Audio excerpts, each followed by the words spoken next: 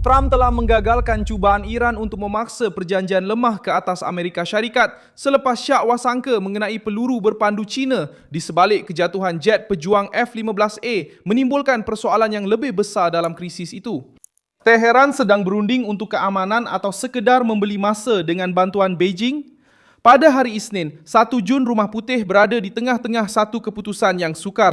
Kerana Trump tidak bersetuju untuk menandatangani draft yang boleh meringankan rejim Iran tanpa mendapatkan jaminan sebenar mengenai uranium yang diperkaya dan pengakhiran ancaman ketenteraan. Jika Iran mahukan wang, ruang bernafas dan propaganda, kini mereka perlu mengakui sama ada mereka menerima tuntutan serius atau selama ini menggunakan perjanjian itu sebagai perlindungan.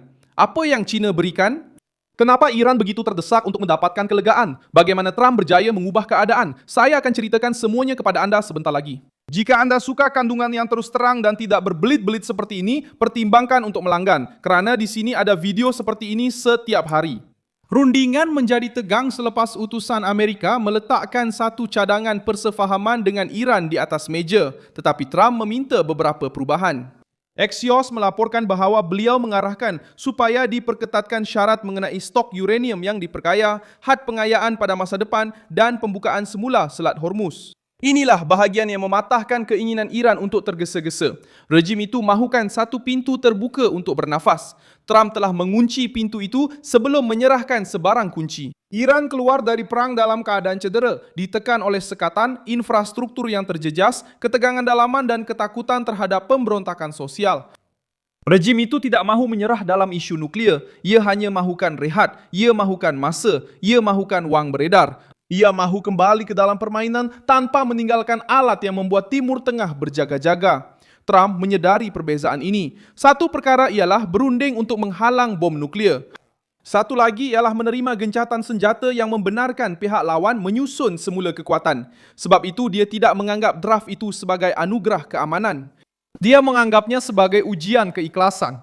Dengan meminta bahasa yang lebih tegas, dia telah menolak Iran ke dalam pilihan yang sukar, menerima peraturan yang lebih jelas mengenai uranium dan Hormuz, atau menolak teks itu dan menunjukkan bahawa rundingan itu hanyalah satu helah. Syak wasangka yang melibatkan pesawat pejuang F-15A menambah beban-beban keputusan itu.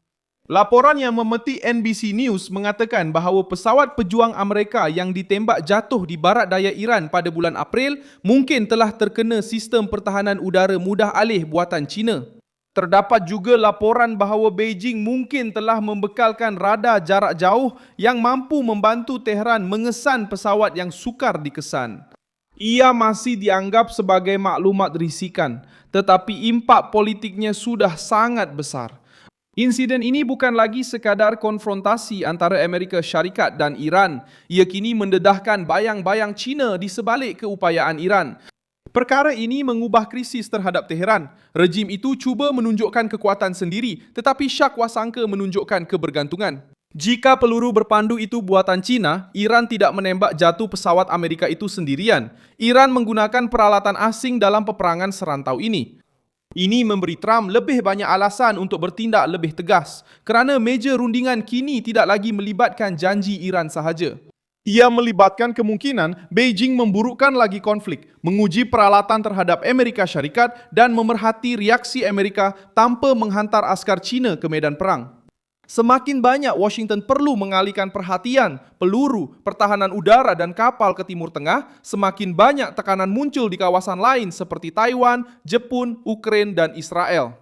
Itulah logik dingin dalam persaingan global. Beijing tidak perlu mengisytiharkan perang untuk meningkatkan kos kepada Amerika. Cukup dengan membantu rakan kongsi, menjual teknologi, mengukur tindak balas Amerika Syarikat dan cuba melemahkan imej senjata Amerika.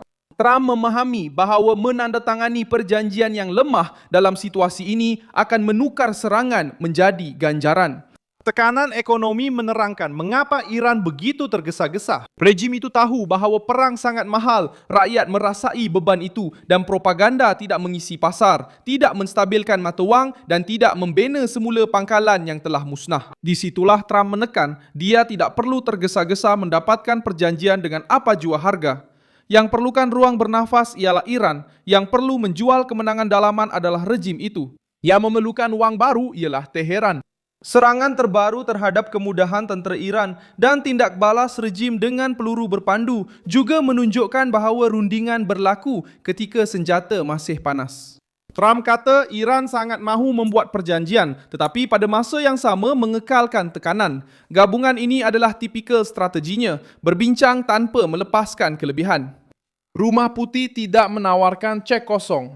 Ia menunjukkan bahawa mereka boleh berunding, menyerang sasaran tentera apabila perlu dan menyemak setiap baris sebelum menandatangani. Bahagian mengenai drone menguatkan tafsiran ini. Iran telah melabur dalam perang kos rendah dengan drone Shahid dan peluru berpandu yang memaksa pertahanan mahal untuk bertindak balas. Tetapi Amerika Syarikat dan sekutunya sudah mempercepatkan penyelesaian pemintasan yang lebih murah belajar daripada medan perang di Ukraine. Business Insider menunjukkan bahawa permintaan untuk pemintas terhadap drone seperti yang digunakan oleh Iran dan Rusia telah meningkat. Ini menunjukkan penyesuaian. Trump membeli masa untuk menyesuaikan pertahanan, mengurangkan kos setiap pemintasan dan menghalang Teheran daripada menukar kawanan murah menjadi senjata strategik tanpa tindak balas. Masalah untuk Iran ialah setiap fakta baharu menyukarkan lagi naratif mereka sendiri. Jika China muncul di sebalik serangan terhadap F-5, Teheran kehilangan fantasi sebagai kuasa autonomi dan menjadi pameran senjata China. Sejarah perjanjian nuklear Obama masih memberi kesan di belakang tabir. Donald Trump membina sebahagian daripada dasar luar negaranya dengan mengkritik konsesi yang diberikan kepada rejim Iran tanpa perubahan tingkah laku yang mendalam. Perjanjian Barack Obama dengan Iran adalah buruk kerana ia bermula daripada logik yang berbahaya. Daripada membongkar secara muktamad struktur nuklear rejim itu, mereka bersetuju untuk mengehadkan sebahagian daripada program tersebut untuk tempoh tertentu, membebaskan berbilion-bilion dalam sumber keuangan dan bertaruh bahawa Teheran akan berkelakuan lebih baik selepas menerima kelonggaran ekonomi.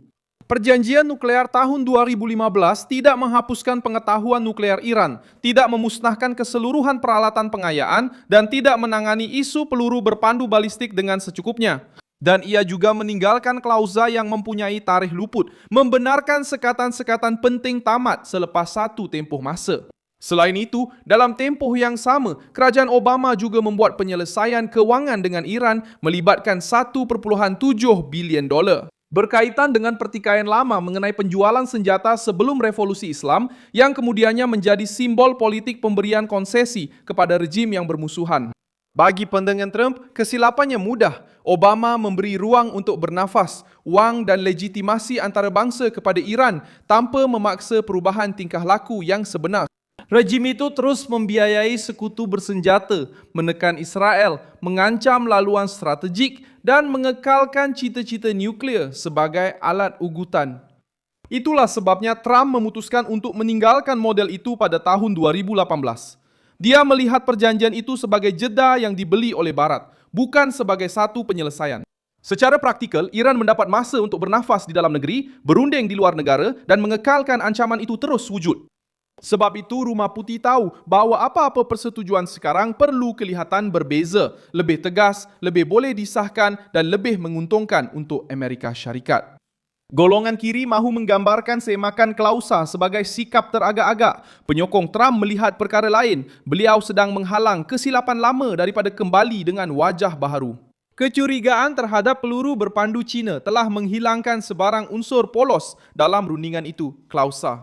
Qualquer inocência da negociação. Perjanjian sekarang bukan hanya mengenai negara, ia mengenai siapa yang mengawal rentak krisis. Saya Milson Alves Global, seorang internasionalis dan tujuan saya adalah untuk memastikan anda sentiasa mendapat maklumat yang benar setiap hari. Pautan berita ada dalam keterangan video.